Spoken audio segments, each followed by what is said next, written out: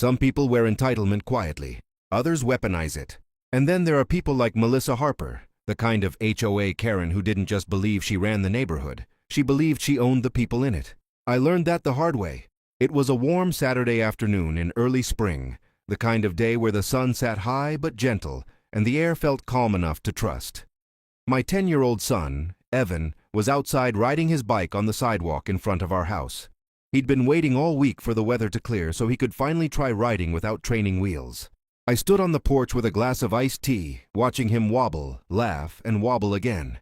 That laugh, God, I wish I'd known how quickly everything could be taken from us. We lived in a suburban neighborhood governed by a homeowners association. On paper, it was meant to maintain property values and preserve community standards. In reality, it was a small kingdom ruled by a handful of power-hungry retirees who treated their clipboards like badges. And at the top of that food chain sat Melissa. She was in her late 40s, always dressed like she was heading to a tennis brunch. Visor, pastel polos, oversized sunglasses. Her hair never moved. Her smile never reached her eyes. And she drove around the neighborhood in her electric HOA golf cart like it was a police cruiser. Everyone knew her. Everyone avoided her. She'd fine people for trash cans being out 5 minutes too long, threaten liens over mailbox colors. Once tried to tow a visitor's car because it looked unfamiliar. And she loved children, the way dictators love silence. Kids playing outside drove her insane. Too loud. Too close to the road. Not HOA-approved activity zones. I'd already had run-ins with her before. Nothing explosive, just the usual passive-aggressive warnings left on my door, printed emails with words in all caps, and smug reminders that she was acting in the best interest of the community. That day I saw her before I heard her. The soft electric hum of the golf cart rolled down the street. Slowly. Deliberately. Like a predator that wanted to be seen. Evan was riding in small circles on the sidewalk, focused, determined. He drifted a little too close to the curb but stayed on concrete. I was about to call out encouragement when Melissa's voice sliced through the air. "Excuse me."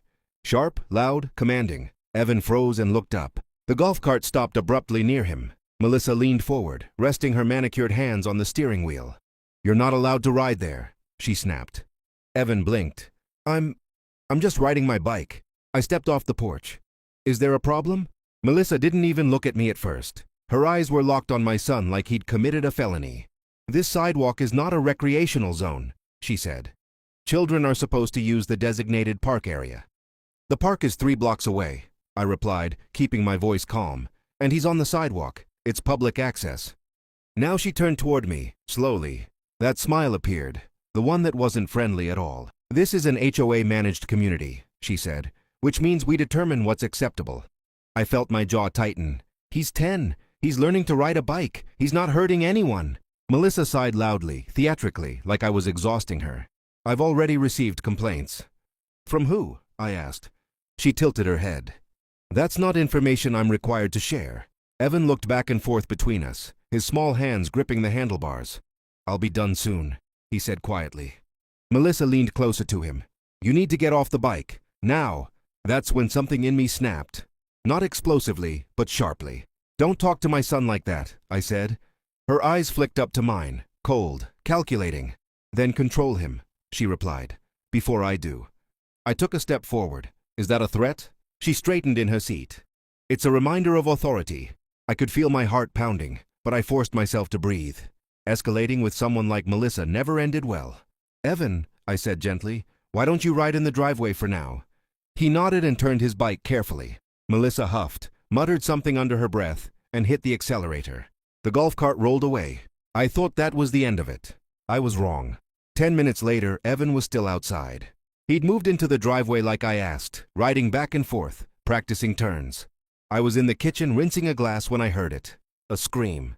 Not a playful shout, not a frustrated yell. A scream of pure terror. My blood turned to ice. I dropped everything and ran outside barefoot. What I saw next is burned into my memory in horrifying clarity. Melissa's golf cart was halfway into my driveway. And my son, my little boy, was on the ground. His bike lay twisted beside him, one wheel still spinning slowly. Evan was crying, clutching his leg, his face contorted in pain and confusion. Melissa sat in the cart, hands still on the wheel, frozen. "What did you do?" I screamed. Time felt distorted as I ran to Evan's side, dropping to my knees. I didn't see him," Melissa stammered. I looked up at her, my mind struggling to process the scene. "You drove into my driveway." "He darted out," she said quickly. Too quickly. "Children aren't supposed to be riding there." My hands were shaking as I gently touched Evan's leg. He screamed again. "Mom, it hurts," he cried. I felt something primal take over. Rage, fear, disbelief colliding all at once. "You ran over my son," I said, my voice low and shaking. The front wheel of the golf cart had clipped him as she turned in sharply, trying, somehow, to intimidate him into stopping. She didn't brake in time. Or worse, she didn't try. Melissa stepped out of the cart, her face pale now but her posture defensive. "This is why kids shouldn't be unsupervised," she said. That sentence, that single sentence, it nearly broke me. "He was supervised," I shouted. "I was right here." Neighbors began stepping out of their homes, drawn by the noise. Someone gasped. Someone else pulled out a phone. Melissa glanced around, realizing for the first time that this wasn't a private HOA interaction. This was public. "I'll call an ambulance," I said, already pulling out my phone. "No," Melissa said sharply. "Let's not overreact. He looks fine." Evan whimpered and tried to move his leg. He cried out in pain. "You don't get to decide that," I snapped. I dialed 911 with trembling fingers. As I spoke to the operator, Melissa crossed her arms. "You're making this into something it doesn't need to be," she said. "Accidents happen. Accidents happen when people aren't recklessly driving golf carts into private driveways," I shot back. Her face hardened. "This wouldn't have happened if you followed HOA rules." That was the moment disbelief turned into something darker. "You're blaming him?" I whispered. She leaned closer. "I'm saying responsibility matters." Neighbors murmured angrily now. A man across the street shook his head. Someone yelled, "Are you serious right now?" Melissa's confidence wavered for just a second. Then sirens echoed in the distance. Police. Ambulance. Reality was arriving fast. Melissa swallowed and took a step back. "I need to contact the HOA board," she said, pulling out her phone. "This will be handled internally." "No," I said firmly, "this won't." The paramedics arrived first. They assessed Evan carefully, immobilized his leg, and lifted him onto a stretcher. He reached for my hand. "Mom, am I okay?" I swallowed hard. "You will be." I looked up. Melissa was already on the phone, whispering urgently, her eyes darting between the police cars pulling up and the growing crowd of neighbors. For the first time since I'd met her, she looked scared. And that was only the beginning. The ambulance doors slammed shut with a heavy finality that made my chest ache. I climbed inside beside Evan, holding his hand as the paramedics secured him in place. His face was pale, streaked with tears, but he was trying to be brave, trying not to scare me, even though I was terrified. "I'm right here," I kept saying. "I'm not going anywhere." As the ambulance pulled away, I caught one last glimpse of Melissa through the back window. She was standing near her golf cart, phone pressed to her ear, speaking rapidly, gesturing angrily toward the crowd of neighbors. Even from a distance, I could tell exactly what she was doing. Spinning the story. At the hospital, time stretched in cruel elastic loops. Doctors ordered x-rays. Nurses asked questions. Evan winced every time they moved his leg. I answered everything automatically, my mind replaying the image of that golf cart over and over again. The diagnosis came an hour later. A fractured tibia.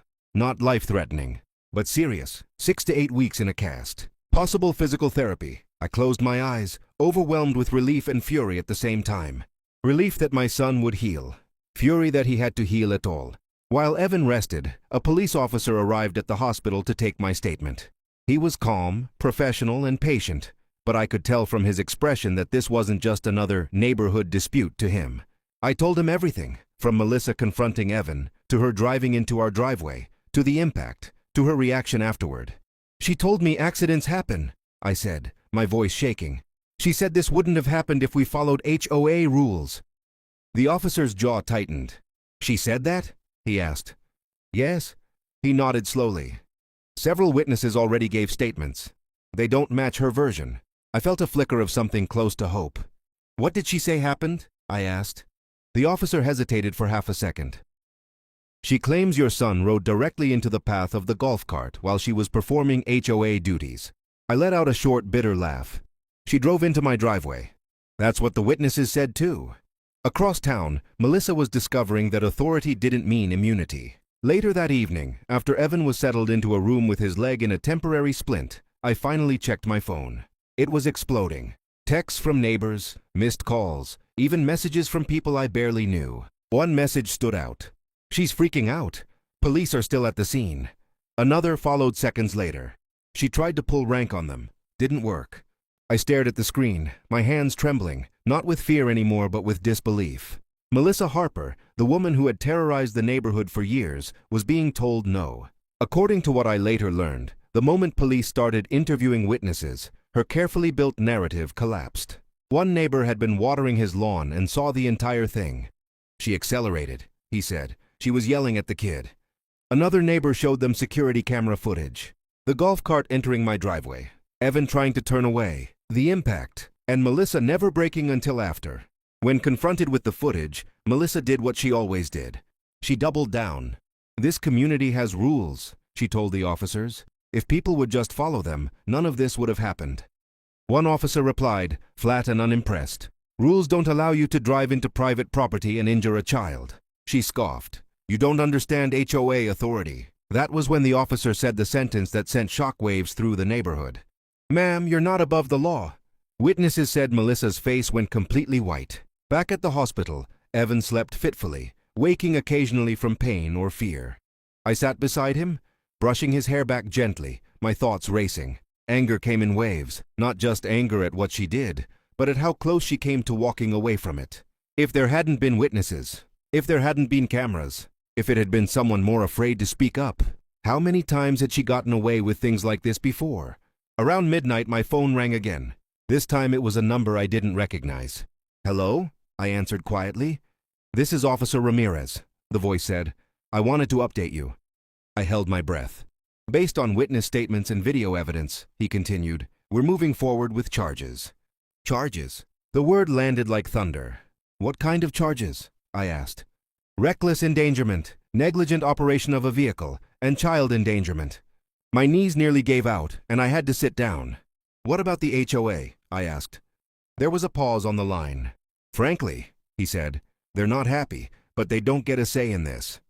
I thanked him, my voice barely holding together. After I hung up, I looked at my son sleeping in the hospital bed. Melissa thought this was just another warning letter. Another fine, another power move. She was about to learn the difference between authority and accountability. And karma was only getting started. Melissa Harper had ruled our neighborhood through fear for years. But fear only works until people stop being afraid. The morning after Evan's surgery, I was sitting beside his hospital bed when my phone buzzed again. This time, it wasn't a neighbor. It was the HOA. An official email, cold, formal, careful. Due to an ongoing legal matter involving a member of the HOA board, all enforcement activities conducted by Melissa Harper are suspended pending investigation. I read it twice. Suspended. For the first time since we moved into that neighborhood, Melissa wasn't in charge of anything. What I didn't know yet was that the HOA board meeting happening that same morning was nothing short of chaos. According to one board member who later reached out to me privately, Melissa walked into the meeting like she always did, chin high, arms crossed, convinced this was just a misunderstanding she could bulldoze through. She was wrong. The room was packed, not just board members but residents, angry ones, parents, retirees, people she'd fined, threatened, and humiliated. One by one they spoke. About intimidation, about abuse of authority, about being scared to let their kids play outside. And finally, about Evan. Melissa tried to interrupt, tried to regain control. "This is being blown out of proportion," she said. "I was performing my duties." That's when someone projected the security footage onto the wall. The room went silent. No yelling, no excuses. Just video proof of her golf cart turning into my driveway, accelerating, and hitting a child. Melissa's voice cracked for the first time. "That video doesn't show the whole story," she said weakly. But it showed enough. By the end of the meeting, the vote was unanimous. Melissa Harper was removed from the HOA board, effective immediately. Her access revoked, her authority gone, her golf cart privileges suspended. The same cart she once used to terrorize the neighborhood was now evidence. When the police arrived at her house that afternoon, neighbors watched from their porches. Phones out, whispers spreading. 2 officers walked her down her front steps in handcuffs. No visor, no smile, no power, just disbelief. "She didn't even look angry," one neighbor texted me. "She looked lost." But karma wasn't finished. The courtroom was quiet in a way that felt heavy. Melissa sat at the defense table, her posture stiff, hands folded tightly. She wore a plain jacket, no pastels, no accessories. She didn't look like the woman who once strutted around issuing fines like royal decrees. She looked small. I sat behind the prosecutor, Evan beside me in his wheelchair, his cast freshly signed by hospital staff and classmates. The judge entered. Proceedings began. The prosecution didn't waste time. They showed the footage, played witness testimonies, replayed the 911 call, and then they brought up something no one expected. Melissa's history, prior complaints, warnings, emails documenting aggressive enforcement behavior, patterns. The prosecutor looked directly at the judge. This was not an accident, she said. This was a misuse of power that escalated into violence. Melissa's lawyer tried to argue intent, tried to minimize, tried to hide behind HOA bylaws. The judge shut it down. HOA rules do not override criminal law, he said firmly. When Melissa was asked if she wished to speak, she stood slowly. Her voice shook. I never meant to hurt anyone, she said. I was just trying to keep order. The judge leaned forward. Order without compassion is tyranny, he replied. The verdict came swiftly. Guilty, on all counts. Melissa was sentenced to community service, mandatory anger management, probation, a permanent ban from holding any HOA position, and a civil judgment that covered Evan's medical bills and damages. But the moment that truly broke her came last. The judge addressed her directly. You confused authority with entitlement, he said. And a child paid the price. That will follow you longer than any sentence I can give. Melissa's shoulders slumped. The gavel struck. It was over. Outside the courthouse, reporters waited. Neighbors watched from afar. And for the first time since moving into that neighborhood, people smiled. Not out of cruelty, but relief. Evan squeezed my hand. Mom? He asked. Yes, baby? Is she going to hurt anyone else? I kissed his forehead. No, I said softly. She can't anymore. We still live in that neighborhood. Kids ride their bikes freely now. Parents talk to each other. The HOA changed its rules. Transparency replaced fear. And every time I see that old golf cart sitting unused behind the HOA office, I'm reminded of one simple truth. Power without empathy always collapses. And karma? Karma never needs permission.